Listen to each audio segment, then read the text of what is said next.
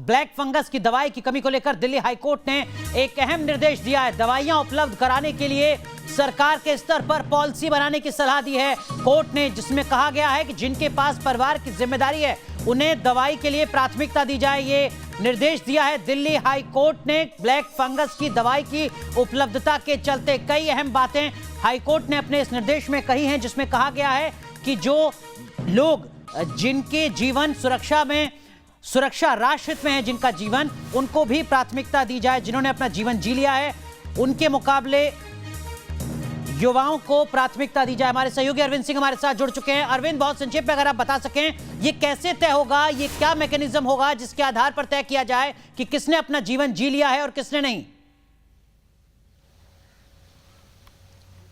देखिए, कोर्ट का ये कहना था कि ये पूरी तरीके से डॉक्टरों पर नहीं छोड़ा जा सकता। बेहतर होगा कि केंद्र सरकार मेडिकल एक्सपर्ट से बात करके ये पॉलिसी तय करे कि आखिर एक ऐसे वक्त में जबकि पूरी कोशिश के बावजूद भी दवाई उपलब्ध नहीं है तो ऐसे में किन मरीजों को प्राथमिकता दी जाए। कोर्ट ने कहा कि ये बहुत मुश्किल चॉइस होगी, क्योंकि कोर्ट इस बात को समझता है कि भारतीय सामाजिक परिवेश में बुजुर्गों की क्या अहमियत है, क्या उनका भावनात्मक सहयोग रहता है। लेकिन इसके बावजूद जो युवा हैं, जिनके सर्वाइवल के ज़्यादा चांस हैं, उनको प्राथमिकता दी जा सकती है दवाई देने में, बजाय इसके कि जिन्होंने अपना जीवन जी लिया है। इसके अलावा जो उच्च पदस्थ लोग हैं या जिनका जीवन रक्षा जरूरत है देश के लिए, उनको प्राथमिकता दी जा सकती है। तो कोर्ट ने यह कहा है कि सरकार एक पॉलिसी लेकर के आए जिसमें इस बात का साफ तौर पर उल्लेख हो कि आखिर किनको प्राथमिकता दी जाएगी। लेकिन कई ऐसे सवाल हैं जिनका जवाब तलाशने की जरूरत है। किसी परिवार के लिए एक बुजुर्ग पेंशनर भी अहम भूमिका निभा रहा होता है, और अगर भगवान ना करे उसको ब्लैक फंगस जैसा कोई बीमारी होती है तो क्या उसको दवाई की उपलब्धता की उस प्राथमिकता लिस्ट में रखा जाएगा या नहीं रखा जाएगा, ये अपने आप में एक बड़ा सवाल है। आगे भी हर अपडेट आप तक पहुंचाते रहेंगे। बहुत बहुत शुक्रिया अरविंद सिंह जुड़ने के लिए इस वक्त के बड़ी खबर के साथ। लेकिन सवाल ये कि ब्लैक फंगस के मामलों को लेकर रफ्तार किस तरीके की है? क्या बिहार में ब्लैक फंगस के मामलों में इजाफे की वजह झोला छाप डॉक्टर हैं? इस मामले पर न्यूज नेशन की टीम ने पूरी पड़ताल की है। देखिए हमारी ये खास रिपोर्ट।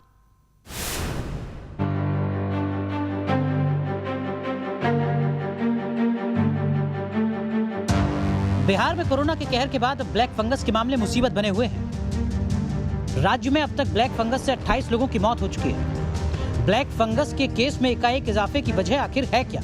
इसके कारणों की पड़ताल के लिए न्यूज नेशन की टीम ग्राउंड जीरो पर पहुंची। बिहार में कोरोना के बाद ब्लैक फंगस का कहर, और कारण कई हैं ब्लैक फंगस होने के, लेकिन एक कारण ये कि ग्रामीण स्तर पर बेहतर स्वास्थ्य सुविधाओं का न होना, और नतीजा ये कि लोग local doctors, non practitioners quacks से कराते हैं इलाज, और बाद में अब ये देखने को मिल रहा है कि गांव से, बिहार के छोटे शहरों से ब्लैक फंगस के मामले सामने आ रहे हैं। यानी अनहाइजीनिक उपचार, सही तरीके से दवाओं का इस्तेमाल नहीं, अत्यधिक स्टेरॉइड्स का इस्तेमाल, और नतीजा ये कि अब बिगड़ते हुए मामले। न्यूज नेशन ने ब्लैक फंगस के बढ़ते मामलों की पड़ताल के लिए सूबे के उन इलाकों का रुख किया जहां ऐसे मामलों में इजाफा देखा गया है। इस दौरान इन इलाकों में स्वास्थ्य सेवाओं का हाल भी जाना। कितना यहाँ पर डॉक्टर स्वास्थ्य का व्यवस्था है? बताइए विनोद भैया। हाँ जी। नहीं, डॉक्टर का तो कोई व्यवस्था नहीं है। जो आरएमपी हैं उन्हीं के भरोसे यहाँ की ज़िंदगी कटती है। एक एपीएससी है गोनपुरा पंचायत में है भी, तो वहाँ कोई रहता नहीं है, कोई वहाँ सुविधा नहीं है। एपीएससी का मतलब कि जो असिस्टेंट प्राइमरी हेल्थ सेंटर है वो भी वर्किंग नहीं है। नहीं। और आरएमपी का मतलब हुआ जो कि क्वैक्स, जिनको क्वैक हैं, जो प्रैक्टिशनर है, वो कहीं से सीख के किसी डॉक्टर के पास से आके और अपना क्लिनिक खोल दिए हैं, और जो भी होता है सही गलत वो करते हैं, वो इलाज करते हैं। कितना इलाज होता है क्वैक के भरोसे? कितना सरकार यहाँ हमरे कहाँ तो कुछ होबे नहीं किया है अभी तक। डॉक्टर नहीं आया? ना कुछ नहीं आया है। दवा हुआ कोरोना का कुछ? ना कुछ नहीं आया। बिहार के ग्रामीण इलाकों में स्वास्थ्य सेवाओं का बुरा हाल है। झोला छाप डॉक्टर्स के भरोसे गांव, कस्बों में संक्रमितों का इलाज चल रहा है। पूरे मामले की तस्दीक के लिए न्यूज नेशन की टीम ने पटना एम्स के सीनियर डॉक्टर और नोडल अफसर संजीव कुमार से संपर्क किया। बिहार में शहर है या शहर की तुलना में जो छोटे कस्बे हैं, गांव हैं, वहाँ से केसेस ब्लैक फंगस के आ रहे हैं। जो शुरू में जिस तरीके से लोगों ने क्वैक से इलाज कराया या ग्रामीण स्तर पर जो इलाज हुए या बेतरतीब तरीके से लोगों ने इलाज करा लिया, बहुत कुछ आइडिया नहीं था, क्या ये भी एक कारण रहा कि ब्लैक फंगस के केसेस अब तेज़ी से बढ़ने लगे?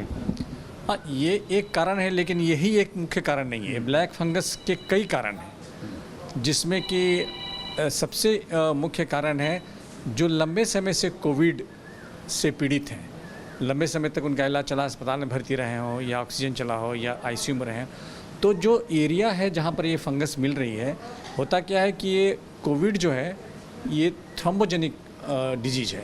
तो जिस एरिया में नाक के पास, आँख के पास, चेहरे में, वहाँ वैस्कुलरिटी कम हो जाती है, या तो थ्रोम्बस बन जाते हैं उस खून की नली में, और उस एरिया में वैस्कुलरिटी कम हो जाती है, नेचुरली ऑक्सीजन की कमी होगी, तो वैसे जगह पर फंगस ज़्यादा ग्रो करते हैं। जैसे आपने बताया कि जो विशेषज्ञ चिकित्सक नहीं है वो भी दे रहे हैं स्टेरॉइड और ज़्यादा समय तक दे रहे हैं, तो परेशानी हो सकती है। ये भी एक कारण है सर, मतलब कई कारणों में से ये भी एक कारण है कि लोग जहाँ पर बहुत प्रैक्टिशनर नहीं है या बहुत नॉलेजेबल लोग नहीं है, वो ज़्यादा स्टेरॉइड्स दे दिए, या जो ऑक्सीजन का इस्तेमाल हो रहा है वो हाइजीनिक नहीं हुआ। हाँ, या जहाँ अस्पताल की सुविधा नहीं है, जहाँ डॉक्टर उपलब्ध नहीं है, तो इस तरह की परेशानियाँ होनी ही हैं। तो अभी ये केसेस बढ़ेंगे सर, जिस तरीके से आ रहे हैं सामने, लग रहा है कि केसेस बहुत तेज़ी से, क्योंकि लास्ट टाइम जब आपसे बात हुई थी तो केसेस बहुत कम थे, अब ये मल्टीप्लाई कर रहे हैं। अभी बढ़े हैं, लेकिन उम्मीद है जिस तरह से कोविड कंट्रोल में हुआ है, कोविड की संख्या कम हो रही है और हम लोग ज़्यादा सतर्क हो गए हैं दवाइयों के मामले में, हाइजीन के मामले में, हो सकता है कि इस पर भी हम लोग काबू पा लें। चलिए, तो हम भी यही उम्मीद करते हैं कि जिस तरीके से कोरोना पर हम काबू पा रहे हैं और धीरे धीरे संक्रमण चेन को तोड़ने में हमने सफलता हासिल की है, इस ब्लैक फंगस को भी हम हराएंगे। लेकिन हाँ, ये जरूर है कि इस ब्लैक फंगस होने के कई कारण हैं, चाहे छोटे कस्बों में कोएक्स से इलाज, झोला छाप डॉक्टरों से इलाज, हाइजीन का ध्यान नहीं रखना, और उसके बाद जब शहर में आते हैं तो ज़्यादा स्टेरॉइड्स का इस्तेमाल, अस्पताल में ज़्यादा दिनों तक रहना और वहाँ कई तरह की परेशानी होना कोरोना के दौरान। वीडियो जर्नलिस्ट सत्येंद्र के साथ रजनीश सिन्हा, न्यूज़ नेशन, पटना। देश में पोस्ट कोविड सिंड्रोम का कहर लगातार बढ़ता जा रहा है। ब्लैक फंगस के बाद एक और बीमारी की खौफनाक दस्तक हुई है। यह बीमारी बच्चों को खौफनाक तरीके से प्रभावित कर रही है। Multi system inflammatory syndrome in children का कहर। कोरोना से रिकवर हुए बच्चों में MIS-C की केस। यूं तो multi system inflammatory syndrome in children rare बीमारी है, लेकिन कोरोना के सेकेंड वेव में ये बीमारी खतरनाक शक्ल अख्तियार कर चुकी है। देश के कई राज्यों से MIS-C के मामले सामने आ रहे हैं। बिहार में अब तक 7 बच्चों में MIS-C के मामले सामने आए हैं। है तो नई बीमारी और घातक भी हो सकती है, लेकिन मैं आपको बता दूं कि अगर इसको अर्ली स्टेज में पकड़ लिया जाए और इसका उपचार किया जाए तो ये बिल्कुल सही हो सकता है। गुजरात में भी MIS-C के मामलों में लगातार इजाफा हो रहा है। गुजरात में MIS-C के 100 केस, अहमदाबाद के सिविल अस्पताल में तो कुछ दिनों के अंदर 10 केस सामने आए हैं। अब तक 2 बच्चों की मौत इस बीमारी से हुई है। MIS-C ये सिंड्रोम कोरोना हुए बच्चों को ज़्यादा अपनी चपेट में ले रहा है और अहमदाबाद समेत राज्य के कई शहरों में भी इस सिंड्रोम के बच्चे देखे गए हैं। इस वक्त हम अहमदाबाद सिविल अस्पताल में है। इस अस्पताल के भीतर भी 10 मामले जो है वो यहाँ पर दर्ज हुए थे और उनका इलाज भी चल रहा है। दरअसल कोरोना के बाद जो म्यूकोरमाइकोसिस आया उसने बड़ों को परेशान किया, लेकिन अब बच्चे ये सिंड्रोम के शिकार हो रहे हैं। MIS-C के मामलों में अचानक उछाल देखा गया, जिससे 4 से 18 साल के वो बच्चे प्रभावित हैं जिन्हें कोरोना हो चुका है। हालांकि कुछ मामलों में 6 महीनों के बच्चों में भी इस बीमारी का असर देखा गया है। बच्चों में इस बीमारी के बढ़ते कहर का अंदाजा इसी बात से लगाया जा सकता है कि दिल्ली NCR में MIS-C से 177 बच्चे बीमार हैं। 5% केसेस के अंदर multi system inflammatory syndrome in children MIS-C के नाम से जानते हैं, वो उसके अंदर फीवर, इन्फ्लेमेशन और मल्टीपल ऑर्गन इन्वॉल्वमेंट होने के कारण वो काफ़ी स्वीयर कैटेगरी में आ जाता है। यूं तो देश के कई शहरों में इस बीमारी के मामले सामने आ रहे हैं। राजस्थान सबसे प्रभावित राज्यों में से एक है। राजस्थान में MIS-C के करीब 200 केस, 25 से ज्यादा बच्चे तो राजस्थान की राजधानी जयपुर में भर्ती हैं। MIS-C यानी मल्टी सिस्टम इन्फ्लामेटरी सिंड्रोम नाम की ये बीमारी जो यूके की कावासाकी बीमारी के लक्षणों से मिलती जुलती है। MIS-C के राजस्थान में करीब 60 मामले सामने आए हैं। जयपुर, जोधपुर, उदयपुर, कोटा और बीकानेर जिलों में MIS-C बीमारी के लक्षणों के बच्चे पाए गए हैं और फिलहाल राजस्थान के सबसे बड़े जेके लोन हॉस्पिटल में इस बीमारी से पीड़ित करीब 4 बच्चों का इलाज चल रहा है। वैसे कोरोना की तीसरी लहर में बच्चों में सबसे ज्यादा संक्रमण का डर सता रहा है, लेकिन इसकी आहट और खतरा दूसरी लहर में ही दिखाई दे रहा है। बच्चे कोरोना से प्रभावित हुए हैं, इसके साथ ही पोस्ट कोरोना सिंड्रोम भी बच्चों पर असर डाल रहा है। Team news nation. कोरोना अपनी गिरफ्त मजबूत कर रहा है, रूप बदलकर कोरोना अटैक कर रहा है। महाराष्ट्र के पालघर में चौंकाने वाला मामला सामने आया है। यहां 15 घंटे पहले पैदा हुई बच्ची कोरोना से पॉजिटिव मिली है। क्या नवजात बच्चों पर भी मंडरा रहा है कोरोना का साया? क्या मां के गर्भ में बच्चे को कोरोना होने का खतरा है? ये सवाल इसीलिए उठे हैं क्योंकि कोरोना का एक चौंकाने वाला मामला सामने आया है। जिस बच्ची ने अभी जन्म लिया है उसका कोरोना टेस्ट किया गया तो वो बच्ची कोरोना संक्रमित पाई गई है। कोरोना का ये अनोखा केस महाराष्ट्र के पालघर जिले का है। यहाँ 15 घंटे पहले पैदा हुई बच्ची कोरोना से संक्रमित मिली है। दरअसल महिला ने समय से पहले बच्ची को जन्म दिया है और नवजात का वजन कम होने से इलाज के दौरान उसका कोरोना टेस्ट किया गया। इसी दौरान बच्ची का एंटीजन टेस्ट पॉजिटिव निकला। हैरानी की बात है कि महिला का भी एंटीजन टेस्ट नेगेटिव आया है। ऐसे में डॉक्टरों को समझ नहीं आ रहा कि बच्ची कैसे कोरोना पॉजिटिव हो गई, क्योंकि ऐसा केस अब तक डॉक्टरों के सामने नहीं आया था। Team news nation.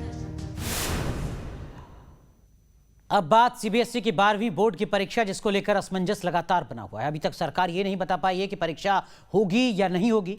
हालांकि कई राज्य सरकारें परीक्षा करवाने के खिलाफ हैं, जबकि बच्चों के अभिभावक भी कोरोना के खतरे के चलते परीक्षा के खिलाफ नजर आ रहे हैं। इस बीच प्रधानमंत्री मोदी के साथ परीक्षा को लेकर मंथन चल रहा है, जिसमें कई बड़े नेता और अधिकारी शामिल हैं। सीबीएसई 12वीं बोर्ड की परीक्षा होगी या नहीं? अगर परीक्षा होगी तो कब होगी? कोरोना संकट में परीक्षा करवाने की गाइडलाइंस क्या होंगी? ये सवाल लगातार बच्चों के अभिभावकों के मन में उठ रहे हैं। 12th क्लास के लिए एग्जाम्स बहुत ज़रूरी हैं। पिछले 2-3 महीने से बच्चे कुछ कन्फ्यूजन के स्टेट में हैं। बच्चे उतने तरीके से तैयारी नहीं कर रहे हैं। बट अगर एग्ज़ाम्स कंडक्ट करता है सीबीएसई तो कम से कम 1-1.5 महीने का समय ऐसा हो जो उनको मिले और वो अपने आप की तैयारी को सही ढंग से कर सकें। कोरोना संकट के बीच परीक्षा करवाने को लेकर लगातार मंथन हो रहा है। राज्य सरकारों और सीबीएसई के साथ केंद्र सरकार लगातार बातचीत कर रही है। सरकार को सीबीएसई परीक्षा पर फाइनल फैसला करना है। इसको लेकर पीएम मोदी राज्यों के प्रतिनिधियों के साथ बैठक करने वाले हैं। इस बैठक में केंद्रीय शिक्षा मंत्री रमेश पोखरियाल निशंक मौजूद नहीं रहेंगे, क्योंकि उनकी तबीयत खराब होने के चलते उन्हें एम्स में भर्ती करवाया गया है। देश भर के लाखों छात्रों और उनके अभिभावकों को उम्मीद थी कि केंद्र सरकार की तरफ से रमेश पोखरियाल निशंक यानी शिक्षा मंत्री आज बताएंगे 1 जून को कि 12वीं की परीक्षाएं होंगी या नहीं होंगी, होंगी तो कैसे होंगी, कितने मिनट का एग्ज़ाम होगा, सब्जेक्टिव होगा या ऑब्जेक्टिव होगा। लेकिन आज सुबह ही रमेश पोखरियाल निशंक शिक्षा मंत्री की तबीयत नासाज हो गई और एम्स स्थित ओल्ड प्राइवेट वार्ड के 4th फ्लोर में उन्हें एडमिट कराया गया। हालांकि डॉक्टरों की माने तो डॉक्टर निशंक की हालत में अब सुधार बताया जा रहा है और अब शिक्षा मंत्रालय के उच्च अधिकारी उस रिपोर्ट पर काम कर रहे हैं जिसके आधार पर 3 तारीख को सुप्रीम कोर्ट में बताया जाएगा कि सरकार का 12वीं के एग्ज़ाम को लेकर क्या योजनाएं हैं। जानकारों का कहना है कि मौजूदा हालात में केंद्र सरकार 12वीं की परीक्षा को रद्द करने के अलावा 2 विकल्पों पर विचार कर सकती है। पहला विकल्प मेजर सब्जेक्ट्स की परीक्षा सेंटर्स पर हो, इसके नंबर को आधार बनाकर दूसरे विषयों के भी नंबर दिए जा सकते हैं। दूसरा विकल्प सभी विषयों के एग्जाम के लिए 90 मिनट मिले, ऑब्जेक्टिव और शॉर्ट सवाल पूछे जाएं।